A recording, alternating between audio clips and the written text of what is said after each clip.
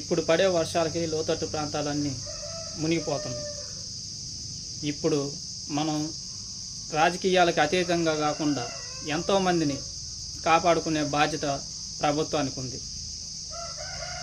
ఇప్పుడు ప్రకాష్ నగర్లోని మన్నేరు వంతెన, అక్కడ మనం అభినందించాల్సింది జేసీపీ డ్రైవర్ని. అతను ప్రాణాలకు తెగించి 9 మందిని కాపాడాడు. అట్టానే అక్కడ మనలోని మానవత్వాన్ని చాటుకోవాలని ప్రతి ఒక్కరూ మనకు తోచినంత సాయం చేసి వాళ్ళని వరద బాధితుల నుంచి బయటపడేయాలి. మనం అభినందించాల్సింది జేసీబీ డ్రైవర్ని. ప్రాణాలకు తెగించి ఎంతోమందిని కాపాడాడు.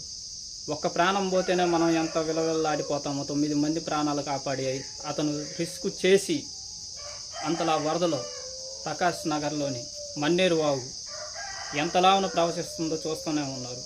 అతను ప్రాణాలకు తెగించి కాపాడాడంటే ఎప్పుడో ఎక్కడో ఎవరో వస్తారని ఎదురు చూడకుండా తను ప్రాణాలకు తెగించి కాపాడాడు. అతన్ని మనం అందరం అభినందించాల్సింది. విజయవాడలో కూడా చాలా కాలనీలు నీట మునిగాయి.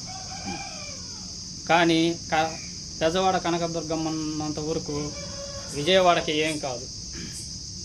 కానీ మనం చేయాల్సింది మన వంతు బాధ్యతలాగా ఎంతోమందికి సాయం చేయాలి.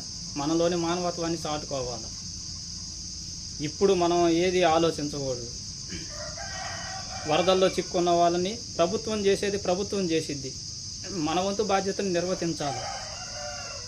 ప్రభుత్వం ఏది చేసినా కొద్దిగా తొందరగా చేసి వాళ్ళని కాపాడాల్సిందిగా కోరుకుంటున్నాం.